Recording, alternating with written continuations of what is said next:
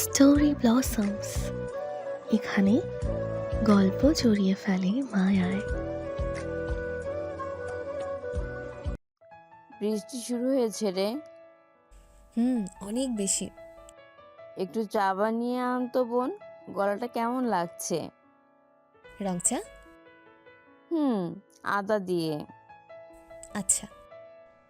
রাত্রি ফিরে দেখলো অরণ্য তখনও দাঁড়িয়ে, তোয়ালেটা ওভাবেই আছে। ও ভ্রু কুঞ্চিত করলো। কোনো কথা না বলে তোয়ালে নিয়ে হাঁটতে যেতেই অরণ্য ডেকে উঠল। রাত্রি, ওর পা থমকালো, চাইলো পেছনে। অরণ্য দূরত্ব কমালো। মায়া দেখে তোয়ালে রেখেছিলে নাকি করুণা? এ কথায় রাত্রির হাসি পেল। ও সামান্য হাসলো বটে, সেই হাসিতে তিরস্কার স্পষ্ট। মায়া কিংবা করুণা কোনোটাই দেখায়নি অরণ্য। মিথ্যে বললে, তুমি জানো আমার ঠান্ডার বাতি। এ কথার পরপরই অরণ্য কয়েকবার হাসি দিল। হাসি থামলো, নাক টানতে টানতে বলল, ঠান্ডা লেগেই গেছে। যাই হোক, তোয়ালের দরকার নেই, তবে পারলে চা দিও। অরণ্য দাঁড়ালো না, চলে গেল। রাত্রি ওর যাওয়ার পানে একটু সময় চেয়ে চা বানাতে গেল। চা বানিয়ে নানিজানকে দিয়ে এসে রাত্রি এলো অরণ্যর ঘরের দরজাতে। ঠক ঠক করতেই অরণ্য বলল, ভেতরে আসো। আসবো না, চা দিতে এসেছি। ও, বলে কিছু সেকেন্ড পরই দরজা খুলল অরণ্য। ওর শরীরে শুধুই তোয়ালে। রাত্রি বিরক্তির চোখে তাকালো। অরণ্যর এমন খোলামেলা অবস্থার বিপরীতে কাঠ গলায়ও বলল, এসব কিরকম নোংরামি? নোংরামির কি হলো? চা নিতে এসেছি, তুমি তো এলে না। থাকিস চাইনি, না হলে এত খারাপ অবস্থায় তোমার সাথে। ওর কথা পূরণ হওয়ার আগেই অরণ্য বলল, একটা সময় এসব কিছু স্বাভাবিক হওয়ার কথা ছিল। এনিওয়ে, চা দাও। বলে চা নিয়ে দরজা আটকিয়ে দিল অরণ্য। একদম মুখের উপর লাগালো। রাত্রির একবার ইচ্ছে করলো দরজায় একটা লাথি দিতে, তবে তেমন কিছুই ও করতে পারল না। আকাশে তখন মেঘে ঢেকে চলেছে। ভিড়ের মাঝে অনেকটা দিশেহারা হয়ে পড়েছে কুহু। ওর ভয় হচ্ছে, অতিরিক্ত ভয়। ভয়ের মাত্রা বাড়িয়েছে ফোন হারিয়ে ফেলাটা। ওর খুব কাঁদতে ইচ্ছে করছে। এদিকে লোকজন ছোটাছুটি করছে। ও একবার উঠে দাঁড়ানোর প্রয়াস করলো। অমন সময় কোথা থেকে দীপ্রর ডাক ভেসে এলো। কুহু, কুহু তাকালো ছটফটে নয়নে, এদিক সেদিক মাথা ঘুরিয়ে, তবে দীপ্রকে দেখতে পেল না। দ্বিতীয় দফায় ডেকে উঠল দীপ্র। কুহু। এবারও দীপ্রকে দেখতে পেল না কুহু। ও মাথা এদিক সেদিক ঘোরানোর মাঝেই কোথা থেকে যেন ছুটে এলো দীপ্র। কুহু তখনও মাটিতেই বসা। দীপ্র এসে ওর পাশে বসেছে, বাহু চেপে ধরেছে। ঠিক আছিস? ঠিক আছিস তুই? কুহুর চোখে থাকা জলের বিন্দু এবার গড়িয়ে পড়ল দু চোখ বেয়ে। ও দীপ্রর মুখের পানে তাকালো। কুহু, কাঁদছিস কেন? ভয় পেয়েছিস? এসে গেছি তো। ফোন ফোন হারিয়ে ফেলেছি। বলে ঠোঁট কামড়ে ধরল। ওর বাহু থেকে হাত নামিয়ে গাল স্পর্শ করলো দীপ্র। ঠিক আছে, কোনো ব্যাপার না, ওঠ এখন। কুহু উঠল না, বসে রইল ওভাবেই। দীপ্র প্রশ্ন নিয়ে তাকাতেই ও বলল, বাবার দেয়া গিফট ছিল, আমি সেটাও হারিয়ে ফেললাম। আমার সবকিছু কেন হারিয়ে যায় দীপ্র ভাই? এ প্রশ্নের জবাব দিতে পারল না দীপ্র। এদিকে ঝামেলা বেড়েই চলেছে। মানুষ তখনও ছোটাছুটি করছে, আবার আকাশের রং বদল করেছে। বোঝা যাচ্ছে একটু বাদেই ঝমঝমিয়ে বৃষ্টি নামবে। দীপ্র ওর বাহু ধরে উঠিয়ে নিল। কুহুর শরীর একদম ছেড়ে দিয়েছে। দীপ্রর গাল ছুঁয়ে বলল, তোর আর কিছুই হারাবে না কুহু, আর কিছুই হারাবে না, আমি কথা দিলাম। সামনের সিটে বসা আয়না। দীপ্র ড্রাইভ করছে, তবে বারবার লুকিং গ্লাসে তাকাচ্ছে। কুহুর চোখ দুটো রক্তিম, একদম নাজেহাল অবস্থা। আয়না এবার ফোঁস করে উঠল, তোর কি দরকার ছিল ভিড়ের মাঝে যাওয়ার? আমরা কেক খাচ্ছিলাম, একটু সময় দাঁড়াতে পারলি না? তাও আবার ফোন হারিয়ে এসেছিস, সব দিক থেকেই ঝামেলা করে আসছিস। কুহু জবাব দিল না। কণা কি বলবে বুঝলো না। এখানে তার বোনের কিঞ্চিত দোষও আছে, তবে ঘটনা এমন হবে সেটা কি কুহু জানতো? পাশের দোকানেই তো গিয়েছিল। তারপর কি থেকে কি হলো, সুযোগ পেয়ে আরো কিছু বলল আয়ানা। দীপ্র এবার কথা বলল, আয়ানা, এই টপিকে আর কোনো কথা নয়। কিন্তু দাদা ভাই। বলেছি তো, আর কোনো কথা নয়। ওর মন খারাপ, সেটা বাড়ানোর কি দরকার? আয়না দমলো এবার। দীপ্র লুকিং গ্লাসে তাকিয়ে কুহুকে একবার দেখলো। মেয়েটি একদম ভেঙে পড়েছে। পাশের এলাকায় বৃষ্টি ছিল না, তবে দীপ্রদের এলাকায় প্রবেশ মাত্রই ধীরে ধীরে বৃষ্টির তীব্রতা বোঝা গেল। বৃষ্টির শব্দে কুহু একটু নড়েচড়ে বসলো, জানালার কাজটা নামিয়ে ফেললো। একছোটা বৃষ্টি এসে কুহুর গাল ছুঁয়ে দিল। লুকিং গ্লাসে দৃশ্যটি ধরা দিল দীপ্রর কাছে। ওর মনোযোগ বারবার সরে যাচ্ছে। ও এবার কঠোর হয়ে বসলো। ফোন হারানোর বিষয়টি নিয়ে কেউই রাগারাগি করলেন না, এমনকি ববিতাও না। তিনি বরং মেয়েকে সান্ত্বনা দিলেন দ্রুতই একটা ফোন কিনে দেবেন বলে। ব্যবসাটা নতুন হলেও রোজগার হচ্ছে ভালোই। রান্না ভালো হওয়াতে খদ্দের বাড়ছে রোজই। কুহুর মন এসবে ভালো হলো না। ওর নিজের উপর রাগ হচ্ছে। ফোনটা হারালো নাকি চুরি হলো এটাও জানা নেই। কিভাবে কি ঘটে গেল ভাবতেই নিজেকে চল লাগাতে ইচ্ছে করছে। সেদিন রাতের খাবার খেতে এলো না কুহু, এমনকি রাত্রে এসে কয়েকবার ঠেলাঠেলির পরও না। তখন মাঝরাত, মন খারাপ নিয়েই ঘুমিয়ে পড়েছিল কুহু। রাত্রে এসে দরজায় নক করলো। কুহুর ঘুম ভাঙলো। ও দরজা খুলেই বলল, আমার খিদা নেই রাত্রিপু, তুমি শুধু শুধু কষ্ট করে চলেছো। রাত্রির চোখে মুখে খুশির জোয়ার। বিষয়টা খানিক বাদে ধরতে পারল কুহু, তবে সেটা দীঘল হওয়ার পূর্বেই ওর হাত ধরে সামনে এগোতে লাগলো রাত্রি। কোথায় যাচ্ছি আমরা? নিচে বসার ঘরে। কুহুকে নিয়ে বসার ঘরে এলো রাত্রি। দীপ্রর শরীর তখন ভেজা। সন্ধ্যার পর থেকে বৃষ্টি যে শুরু হয়েছে তা থামেনি একটু।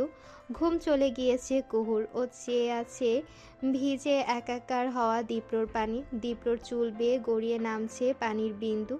কুহু কিছু বলার পূর্বে দীপ্র হাত বাড়িয়ে দিল। সেই হাতে নিজের ফোনখানা দেখে কুহু ভাষা হারিয়ে ফেলল। দীপ্র বলল, বলেছিলাম তোর কিছুই আর হারাতে দেব না। তার শুরুটা না হয় হারানো জিনিস ফিরিয়ে এনেই করলাম। রাতের ঘুম পালিয়ে গিয়েছে কুহুর। ও জানে না দীপ্র কিভাবে ফোনটা ফেরত আনলো। শুধু মনের ভেতর একটা কথাই জাগ্রত হলো, দীপ্র ভাই ফোন ফিরিয়ে এনে দিয়েছে। এত কিছুর পরও দীপ্র ভাই তার জন্য এতটা করে চলেছে। মুখে খুব একটা স্বীকার না করলেও মনে মনে দীপ্রর প্রতি একটা কৃতজ্ঞতা বোধ আগে থেকেই কাজ করত। আজকের ঘটনার পর সেটা আরও বৃদ্ধি পেল। দীপ্র ভেজা শরীরে ছিল বিধায় ঘটনার বিশদ আর জানতে চাওয়া হয়নি। তবে সকাল সকাল খেতে আসার সময় ঘটনাটি ওর কানে এলো। দীপ্রকে সম্ভবত এই বিষয়ে জিজ্ঞাসা করছেন বাড়ির কর্তা দবির দেওয়ান। সেই জন্যই দীপ্র বলল, কেকের স্টলের পাশেই জুয়েলারির স্টলগুলো ছিল। কুহু সেসবই দেখতে চেয়েছিল। ও দেখতে দেখতে অন্য পাশে এসে গিয়েছিল, আর ভিড় যেহেতু ছিল তাই আমাদেরকে আর দেখতে পায়নি। তারপর ওখানে ঝামেলা শুরু হলো। আমার ধারণা ও ভয় পেয়ে দোকানেই ফোন রেখে চলে গিয়েছিল। আমি পরে গিয়ে দোকানগুলোতে জিজ্ঞাসা করি, তারপরেই তারা জানান একটা ফোন পেয়েছে। এ অবধি বলার পর আবিদা বললেন, এত ভালো দোকানদার। হুম। বলে থামলো দীপ্র। কুহু ফোন রেখে চলে এসেছিল নাকি কৌশলে তার ফোন হাতিয়ে নিয়েছে ব্যাপারটি দীপ্র জানে না। তবে এমন না দোকানদার সৎ, বরং দীপ্র টাকার লোভ দেখিয়ে ফোনটি ফেরত এনেছে। শুরুতে ভীষণ অস্বীকার করে চলেছিল। বিষয়টি ইচ্ছে করেই দীপ্র এড়িয়ে গেল। ঘটনা শুনে খুশি হয়নি আয়ানা। সে খাবার খাওয়া বন্ধ করে দিল। কুহু খাবার খেতে এসেছে দেখে জেবা বললেন, বস কুহু, ওদের হয়েই গিয়েছে। দীপ্রর খাওয়া শেষ অরণ্যরও। ওরা দুজনেই উঠে গেল। দীপ্রর চেয়ারখানায় বসলো কুহু। আয়ানা বসেছে বরাবর। ওর খাওয়া হয়নি এখনো। ও না খেয়ে উঠে গেল। জেবা ডাকলেন, আয়ানা, খাওয়া শেষ কর। পেট ভরে গেছে, আর খাবো না। আয়ানা চলে যেতে কুঞ্জ বলল, কুহুপুর ট্রিট দিতে হবে। কণাও বসে। ও খেতে খেতে বলল, ট্রিট তো দিতেই হবে, তবে আমাকে 2 খুশিতে। একটা খুশির কারণও তো সবার জানা, তবে আরেকটি খুশি বলতে কণা যা বুঝিয়েছে তা বেশ ভালোই বুঝেছে কুহু। ও চোখ পাকালো। কণা হেসে বলল, না মানে এমনি বলছিলাম আর কি। কুঞ্জকে নিয়ে মায়ের হোটেলে এসেছে কুহু। ববিতা ওদের দুজনকে বসিয়ে দিয়ে নানান রকম খাবার নিয়ে এসেছেন। কুঞ্জ সকালের নাস্তা করে এসেছে। মজার সব খাবার দেখে লোভ সামলাতে পারেনি, ও খাচ্ছে আপন মনে। বাড়ি থেকে খুব একটা দূরে নয় এই হোটেল। একজন পুরুষ কর্মচারীর পাশাপাশি 4জন নারী কর্মচারী রয়েছে হোটেলে। ইচ্ছে করে নারীদের রেখেছেন ববিতা। স্বামীর চলে যাওয়ার পর তিনি নারীদের স্বাবলম্বী হওয়ার বিষয়টি খুব করে বুঝেছেন। কুহু কুঞ্জকে খেতে বলে মায়ের কাছে এলো। মা বাজারের খাতা নিয়ে বসেছেন, হিসেব করছেন মন দিয়ে। ব্যস্ত মা? না রে, বস তোরা, এমনি হিসেব করছিলাম। বাজারের খাতা? হ্যাঁ, আজকাল মনে হচ্ছে হিসাবে অল্প বিস্তর গরমিল। কেমন? খুবই সামান্য, চোখে দেখে বুঝতে পারবি না। ধর 5 কেজি আটা আনতে বললাম, লেখা 5 কেজি, কিন্তু এনেছে 4.5 কেজি। এমন কিছু গরমিল পাচ্ছি। কুহু বিষয়টা নিয়ে একটু ভাবলো, তারপর বলল, প্যাকেটের জিনিসপত্র আনতে বলো, তাহলেই আর ঝামেলা করতে পারবে না। সেটাই করবো এখন থেকে। তুই কিছু বলতে এসেছিলি? হ্যাঁ মা। বলে কুহু একটু থামলো, তাকালো মায়ের চোখের দিকে। ববিতাও মেয়ের চোখের দিকে তাকালেন। শাহ আলম স্যার আমার জন্য প্রস্তাব পাঠিয়েছেন। স্কুলের শিক্ষকের অভাব দেখা দিয়েছে, খণ্ডকালীন শিক্ষক প্রয়োজন। জয়েন করব? তোর পড়াশোনার ঝামেলা হবে না? তেমন কিছু হবে না মা, একটু চাপ হবে, তবে পারবো। তাহলে ঠিক আছে, জয়েন কর। বলে একটু হতাশার মতন শ্বাস ফেললেন তিনি। ববিতার এই শ্বাস ফেলার অনুভূতি ভালোই বুঝতে পারল কুহু। দীপ্র আর অরণ্য সারাদিন বাড়ি ছিল না, এসেছে রাতে, খেয়ে এসেছে বাইরে থেকেই, তাই রাতেও দেখা হলো না। কুহু অপেক্ষায় ছিল, কৃতজ্ঞতা জানানোর ছিল, তবে সেটার হলো না। রাত তখন গভীর, কুহুর চোখে ঘুম নেই। আচ্ছা, এই মাঝ রাতে মেসেজ দেওয়া ঠিক হবে? হবে না বোধহয়। ভেবেও কি মনে করে যেন মেসেজ পাঠালো কুহু। দারুণ ব্যাপারটি হলো, সঙ্গে সঙ্গে সিন হলো। দীপ্র লিখেছে, ঘুমাসনি? না, কেন? ঘুম আসে না। ঘুম আসে না কেন? সেটা তো জানি না, কিছু বলতে চাই। কি? থ্যাঙ্কস। কেন? হারিয়ে ফেলা জিনিস ফেরত এনে দেওয়ার জন্য। আচ্ছা। হুম। কুহু, জি? যদি কখনো... এই অবধি লিখেও ডিলেট বাটনে প্রেস করলো দীপ্র। লিখলো, ঘুমিয়ে পড়, শরীর খারাপ হবে। আচ্ছা। এইটুকু বলার পর দুজনেই দুদিক থেকে অফলাইন হয়ে গেল। কেন যেন মানুষটার সাথে কথা আগায় না কুহুর, অথচ মাঝে মাঝে মনে হয় কত কথা বলার ছিল, বলতে গিয়ে কিছুই আর পায় না। রাগিবদের বাড়িতে আজ ফোন করে জানানো হলো তারা যেন এসে দিন তারিখটা ঠিক করে যায়। আবিরের বিয়েটাও আটকানো রয়েছে। ঠিক হয়েছে 2 ভাই বোনকে একসাথে বিয়ে দেওয়া হবে। কুহুর মনটা আবারও খারাপ হয়ে গেল। ও ফিরেছিল ভার্সিটি থেকে, কেন যেন রাত্রি আপুর বিয়েটাও মানতে পারছে না। ও হতাশ হয়ে দাদিজানের কাছে এলো। দাদিজান ওকে দেখেই হাসলেন। পান এনেছি দাদিজান। বৃদ্ধার পান শেষ হয়ে গিয়েছিল। কুহুকে কিছু বলতে হয় না, মেয়েটির নজর সব দিকেই থাকে। ও পানের কৌটায় পান রেখে বলল, বস রে কুহু। দাদিজানের কাছে বসলো কুহু। বৃদ্ধা পান সাজাতে সাজাতে বলল, মন খারাপ? কিছুটা। কেন? রাত্রিপুর বিয়ে। সে তো বিয়ে দিতেই হবে। তোর নিজের বিয়ে নিয়ে কি ভাবলি? আমি তো বিয়ে করব না। কেন? দীপ্র দাদুভাইকে ছাড়া বিয়ে করবি না নাকি? এ কথায় কুহু উদাসীন হলো, কিছু বলল না। দাদিজান বললেন, সময় আছে। রাত্রির পর আয়ানার বিয়ে, তারপর তোর। এবার আর তাড়াহুড়ো নেই। আমার বিয়ে নিয়ে ভাবি না দাদিজান। এ অবধি বলে কুহু একটু থামলো। ও জানে আয়ানার বলা কথাগুলো মিথ্যা বানোয়াট। ও কিছু একটা বলতেই নিচ্ছিল, তখনই দীপ্রকে আসতে দেখা গেল। দীপ্র এসে বৃদ্ধার পাশে বসলেন। নাতনিকে পেয়ে আমাকে ভুলে গিয়েছেন বেগম সাহেবা? পান খেতে খেতে হাসলেন বৃদ্ধা। দীপ্রর বাহুতে স্পর্শ করে বললেন, নাতিও আমার, নাতিও আমার, কাউকেই ভুলি নাই ভাই। তাই? কি কথা হচ্ছিল? সুযোগ পেয়ে বৃদ্ধা বললেন, কুহুর বিয়ে নিয়ে। ভ্রু কুঞ্চিত করে চাইল দীপ্র। কুহুর দিকে দৃষ্টি ফিরিয়ে বলল। ও কি বিয়ে করতে চাচ্ছে? কুহু কি বলবে বুঝলো না, হাবুলের মতো চেয়ে রইল। বৃদ্ধা বললেন, মুখে না বললেও মনে হয়তো চায়। তবে নাতনিকে বিয়ে দেব, সে পাত্র কোথায়? তুমি চাইলে খোঁজ করতে পারো দাদু ভাই। দীপ্র তখনও কুহুর দিকে তাকিয়ে। কুহুর দৃষ্টি এদিক সেদিক ঘুরছে। ঠিক আছে, তাহলে খোঁজ করব। ঘর থেকে বের হতে কুহু ডেকে উঠল। শুনুন। দীপ্র দাঁড়ালো, চাইলো পেছন ফিরে। কুহু মুখটা আধার করে বলল, আমি কিন্তু বিয়ে টিয়ে করতে চাইনি। তাই? সত্যিই চাসনি? হুম। দাদিজান এমনি এমনি বললো? হুম, এমনিই বলেছেন। তবে আপনাকে বিশ্বাস নেই। যেভাবে রাত্রিপুর বিয়ে নিয়ে কথা এগিয়ে দিয়েছেন, কখনো আবার আমার বিয়ে নিয়েও সবাইকে বলে দেন। আমি কিন্তু বিয়ের বিষয়ে কিচ্ছু বলিনি। বলে কুহু থামলো। দীপ্র একটু এগোলো, মাথাটা সামান্য নিচু করে বলল। স্কুলে জয়েন করেছিস? এ কথায় অবাক হলো কুহু। বলল, আপনি কিভাবে জানলেন? তো সব খবর আমার কাছে থাকে। এ কথার বিপরীতে কুহু আসলে কথা খুঁজে পেল না। ওদের মাঝে সহসায় আগমন হলো আয়ানার। ও এসেছে হন্তদন্ত হয়ে। সম্ভবত দূর থেকে কুহু আর দীপ্রকে কথা বলতে দেখেছে। দাদা ভাই বলেই এগিয়ে এলো একদম কাছাকাছি। দীপ্র নড়ে চড়ে উঠল। আমাকে একটু শপিংয়ে নিয়ে যেতে পারবে?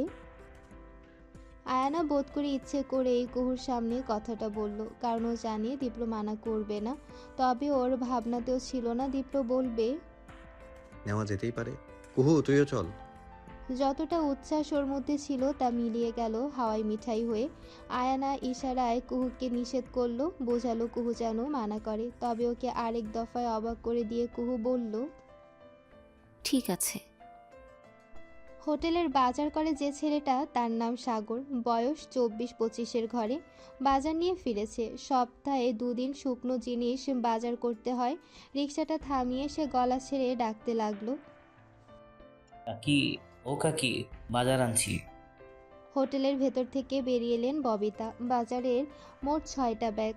হোটেল চালানো আসলে সহজ বিষয় নয়। রোজ কাজ শেষে হিসেব মিলাতে হয়। পরের দিন কী কী বাজার লাগবে, কোনটা কতটুকু আছে, কি আইটেম রান্না হবে, সব নিয়ে বসতে হয়। পরিশ্রম যায় খুব, তবে দিনকে দিন সুনাম বাড়ছে। এর কারণ অল্প দামে ভালো খাবার। ববিতা খাবারে ভেজাল মেশায় না, একদম ঘরোয়াভাবে রান্না হয় সব। ব্যাগগুলো নামিয়ে সাগর হিহি করে হাসলো। ববিতা পার্স থেকে রিক্সা ভাড়া মিটিয়ে দিল। সব ঠিকঠাক এনেছিস তো? কাকি, সব ঠিকঠাক আছে। বলে পকেট থেকে সে লিস্ট বের করলো। একে একে পড়তে লাগলো। ওর পড়ার মাঝেই থামিয়ে দিলেন ববিতা। আর পড়তে হবে না, এগুলো সব ভেতরে নিয়ে যা। আচ্ছা কাকি।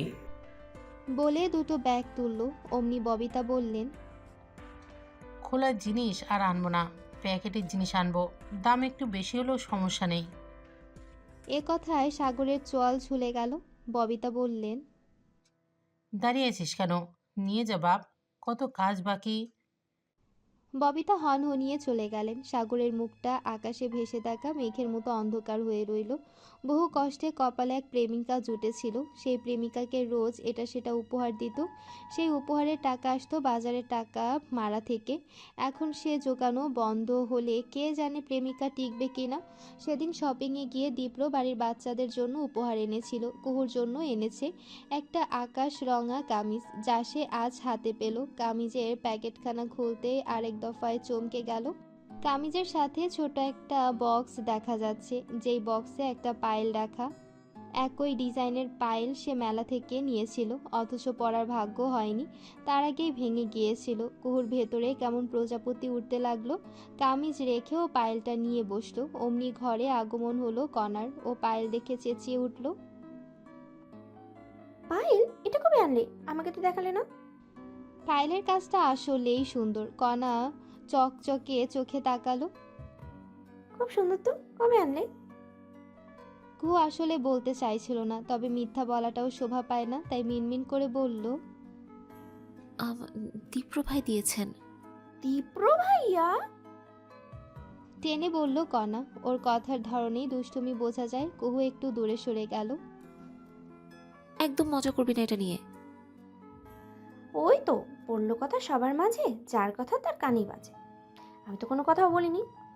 আর তারা কি তুমি সতর্ক করে দিচ্ছ? এতেই বোঝা যায়। একটা কথাও না কণা, আমি জানি তুই কি বলতে চাস। জানো, যখন তখন মেনেও নাও না। তুমি বিশ্বাস করো, একদিন আমার কথাই ফলে যাবে।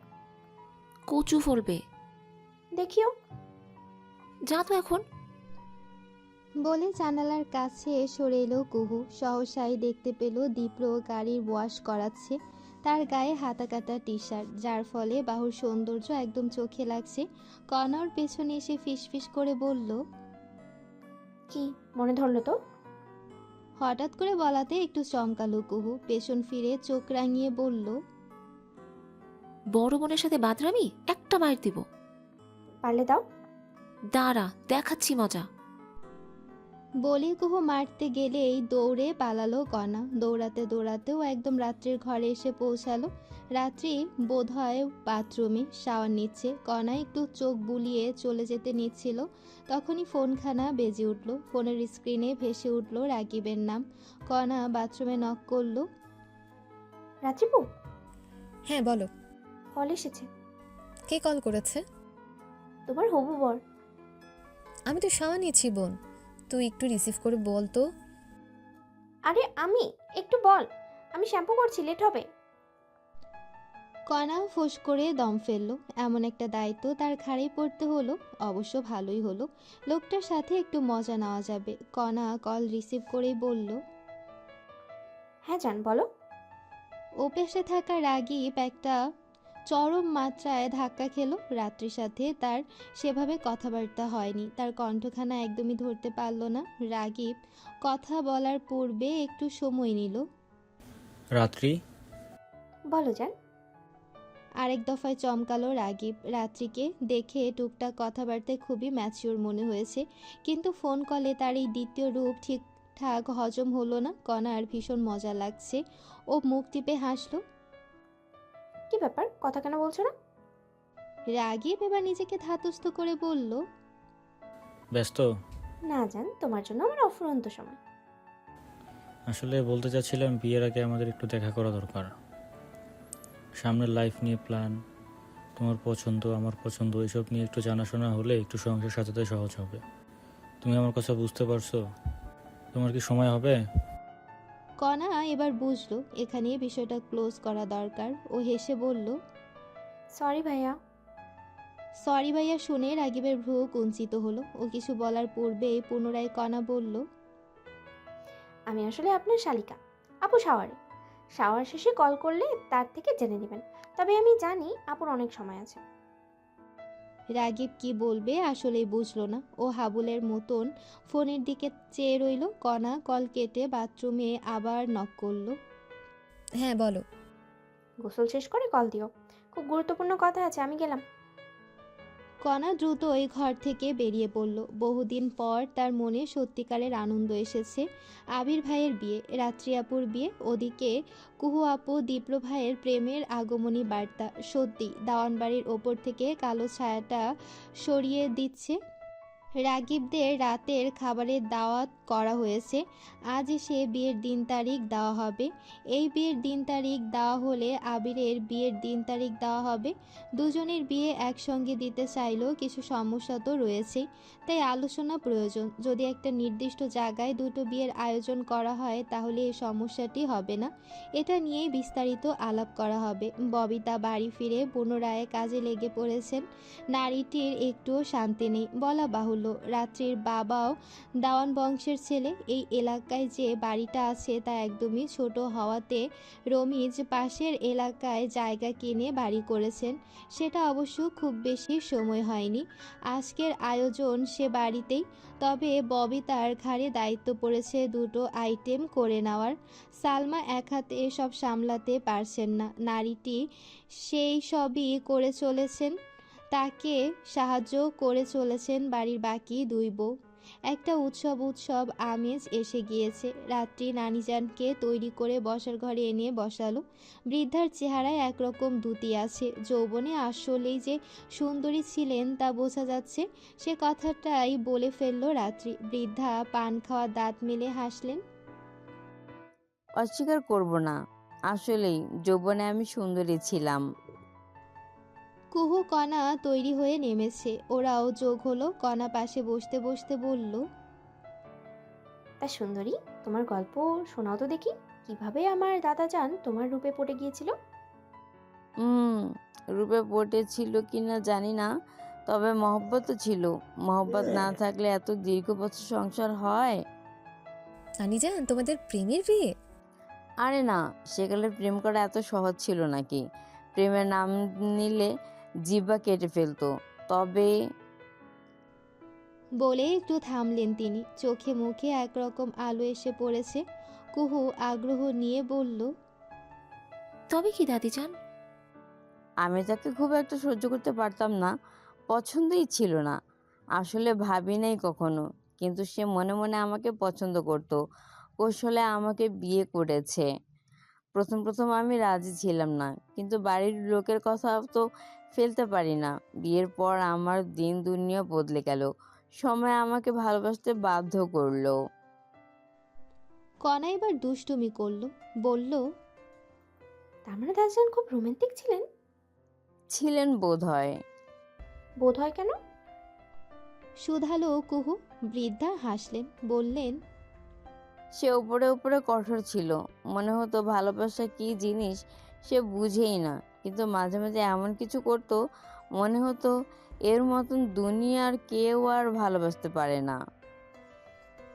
কণা কুহু রাত্রে মুগ্ধ হয়ে দাদিজানের কথাগুলো শুনে চলেছিল। ভালোবাসা জিনিসটা আসলেই সুন্দর। রূপের প্রেমে পড়া যায়, তবে ভালোবাসা যায় না। তবে রূপের প্রেমে পড়ে সময়ের সাথে সাথে ভালোবাসা হতে পারে। দুনিয়ার বেশিরভাগ ভালোবাসা বোধ করি এভাবেই হয়। অরণ্যকে রাত্রির চরম নির্লজ্জ মনে হয়। ছেলেটা এ বাড়িতেও চলে এসেছে। মনে হচ্ছে এই বিয়ে খেতেই সে দেশে এসেছিল। রাত্রি এক মনে ওকে গালিগালাজ করছিল। তখন আবির এসে ওর চুল টেনে ধরল। ভাইয়া, লাগছে তো। তখন থেকে দেখছি বিড়বিড় করছিস। কি বলছিস ওদের দিকে তাকিয়ে? বসার ঘরে অরণ্য আর দীপ্র বসা। ওদের থেকে দুহাত দূরে বসা কুঞ্জ। এই তিন মানবকেই আপাতত দেখা যাচ্ছে। একটু আগে অবশ্য আরো অনেকেই ছিল। কোথায় কি বিড়বিড় করলাম? আমি স্পষ্ট দেখেছি। তোমার চোখে সমস্যা হয়েছে, ডাক্তার দেখাও। ও হ্যাঁ, ডাক্তার কেন দেখাতে হবে? তোমার বউই তো ডক্টর। আবির একটু থিতু হলো। হেরার সাথে সম্পর্কটা বেশ অনেকগুলো বছরের। মেয়েটি তখন বাচ্চা, সবে স্কুল শেষ করেছে। কলেজে উঠেই আবির নামক মায়ায় পড়ে। আবিরই তার প্রথম প্রেম। অন্যদিকে আবিরের প্রথম প্রেম না হলেও হেরার প্রতি আলাদা মায়া কাজ করত। ওর আগের প্রেমিকারা সমবয়সী কিংবা কাছাকাছি বয়সের ছিল। হেরা সেখানে অনেকটাই ছোট। তার উপর মাত্র কলেজে উঠেছে। ওর বাচ্চামিটা আবিরকে আকর্ষণ করেছিল সব থেকে বেশি। মেয়েটি দিনে একাধিকবার রাগ করত। সেই রাগ আবির ভাঙাতো। ও বিরক্ত হতো না, বরং সময় নিয়ে যত্নের সাথে সব করত। মেয়েটির কিশোরী বয়সের যত্ন তো আবিরেরই নেওয়া। এই তো কিছু বছর পূর্বে মেডিকেল পরীক্ষা দিয়ে এসে সে কি কান্না করেছিল, কারণ তার মনে হয়েছে পরীক্ষা ভালো হয়নি। আবিরের কত চেষ্টার পর হেরার কান্নাকাটি থেমেছিল। সেসব ভেবে আবিরের ভেতরটা স্থির হয়ে রইল। ও ডুবে রইল সেই ভাবনায়। আর এই সুযোগটাই কাজে লাগিয়ে পালালো রাত্রি। ওর দৌড়ে পালানোর শব্দে ঘুরে তাকালো অরণ্য আর দীপ্র। আবিরেরও ধ্যান কাটলো। দীপ্র ডাকতেই আবির ওদের সঙ্গী হলো। ও বাড়ি থেকে লোকজন আসার ঠিক আগ মুহূর্তেই অরণ্যর সাথে দেখা হলো রাত্রির। ছেলেটাকে দেখে রাত্রির ভেতরটা হু হু করে উঠল। ও পাশ কাটিয়ে যেতে নিয়েও পারল না, বিড়বিড় করে উঠল, নির্লজ্জ একটা। সেটা শুনতে পেয়ে অরণ্য বলল, কি বললে তুমি? যা বলেছি বলেছি। নির্লজ্জ বলেছ, রাই? তাই বলেছি। পৃথিবীতে একমাত্র তুমিই আছো যে প্রেমিকার বিয়ে খেতে এত উৎফুল্ল হয়ে আছে। এ কথায় অরণ্য হাসলো। কিছুটা এগোলো। রাত্রিও চোখে চোখ রাখলো। তুমি আমার প্রেমিকা। এ প্রশ্নের জবাব দিল না রাত্রি। অরণ্যই বলল, তুমি প্রেমিকা ছিলে রাত্রি, এখন এক্স হয়ে গেছো, আর সেটা তোমার সিদ্ধান্ত ছিল। আমার সিদ্ধান্ত ছিল, আর সেই সিদ্ধান্তটা আমার নেওয়া সেরা সিদ্ধান্ত ছিল অরণ্য। আমি কখনো আফসোস করব না এটা নিয়ে, কখনোই না। বলে অরণ্যকে পেছনে ফেলে এগিয়ে গেল রাত্রি। অরণ্যর যাওয়ার পানে চেয়ে শুধুই হাসলো। হয়তো সত্যি রাত্রি সেরা সিদ্ধান্ত নিয়েছিল। যতটা আন্তরিকতা দেখানো যায় তার সবটুকু মিশিয়েই ও বাড়ির সবাইকে বাড়ির ভেতরে নিয়ে আসা হলো। কুহু অপেক্ষায় ছিল দীপ্র ভাইয়ের। লোকটার সাথে কথা ছিল, কিন্তু সুযোগই হচ্ছে না।